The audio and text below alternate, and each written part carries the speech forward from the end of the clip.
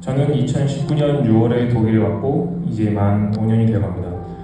둘째가 조리원을 나오자마자 저는 회사 취업 일자 때문에 먼저 독일로 왔고 그해 9월에 나머지 가족들이 건너온 다음부터 저희 가족의 진짜 독일 생활이 시작되었습니다. 그리고 당시 동네에 살던 이웃 가족의 권유로 한마음교회에 출석하게 되었습니다. 라고 시작하면 너무 뻔한 클리셰가 될 것 같은데 여러 가지 궁리를 해봤음에도 사실 제가 살아온 삶을 돌이켜보면 그렇게 드라마틱한 변화, 역경 혹은 고난은 없었던 것 같습니다. 힘겨웠던 입시 생활이나 어머님의 오랜 암투병 같은 그리고 재발과 같은 이벤트는 시간과 함께 무뎌진 지 오래입니다. 그만큼 저는 제 스스로의 감정을 돌아보는 데 서툴렀습니다. 이런 저를 보고 가끔 제 와이프는 대체 무슨 생각을 하면서 사는지 알 수가 없다고 합니다.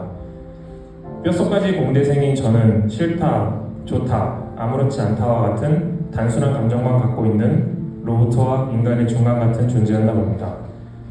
하지만 이런 저에게도 딱 하나의 눈물의 수도꼭지 같은 역할을 하는 단어가 있는데 그건 바로 아버지라는 단어였습니다.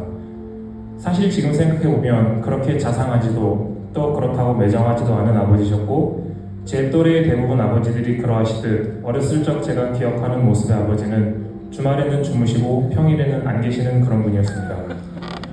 그렇기에 막연하게 나는 저렇게 살지 말아야지라는 반발심이 저를 독일로 이끈 수많은 이민의 이유 중에 하나가 되기도 했습니다. 하지만 제가 아이를 낳고 보니 한 가정의 아버지라는 삶은 사실은 그 이름만으로도 눈물이 나는 존재임을 알게 되었습니다. 그러면서 아버지의 헌신과 노력 덕분에 제가 이만큼 잘할 수 있었고 이제 이 아이들을 어떻게 키우는 게 옳은 것인가라는 과제를 아버지로서 마주하게 되었습니다. 그러던 중 한마음교회에서 파더와이즈라는 양육이 있는 것을 알게 되었습니다. 사실 저는 교회라는 것에 거부감을 갖고 있었습니다. 학창 시절에는 채플과 성경 시험이 의무였고 그로 인해 당시에는 흔치 않게 일요일도 등교를 해야 하는 학교를 다녔습니다.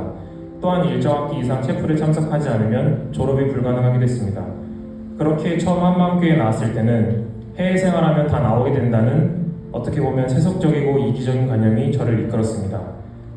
하지만 여기서 만난 분들은 이런 저의 고정관념을 조금씩 바꿔놓았습니다. 아무 조건 없이 나누고 도와주시는 분들을 보면서 점차 제 마음의 껍데기가 무너지고 있음을 느꼈습니다.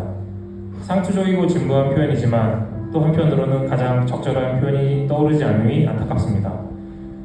그러면서 저의 살아온 날들을 고시어보게 되었고 제 모든 삶의 여정이 결국 내 의지가 아닌 하나님의 계획대로 이루어지고 있음을 마침내 인정하게 되었습니다.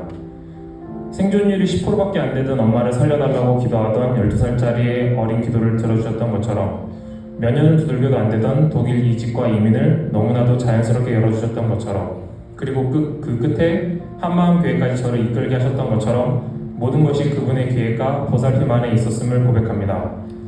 또한 불과 얼마 전까지만 해도 내 인생은 내가 주도권을 쥐고 방향을 정할 수 있다는 오만한 마음을 가졌음을 반성합니다.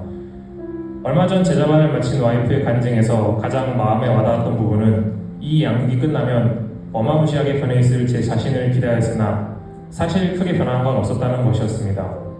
대신에 제 삶의 방향이 바뀌었고 그것이 나 자신을 향한 것이 아니라 하나님의 말씀을 향한 것임을 인정합니다. 그리고 앞으로 저 역시 그 안에서 살도록 하겠습니다. 그 말씀을 통해 한 가정에서 아버지로서 어디로 어떻게 나가야 하는지에 대한 방향성과 중심을 잡고 다시금 그 초보의 여정에 서겠습니다. 이렇게 아직 부족한 저에게도 마음의 방향 변화가 있었음을 인정합니다.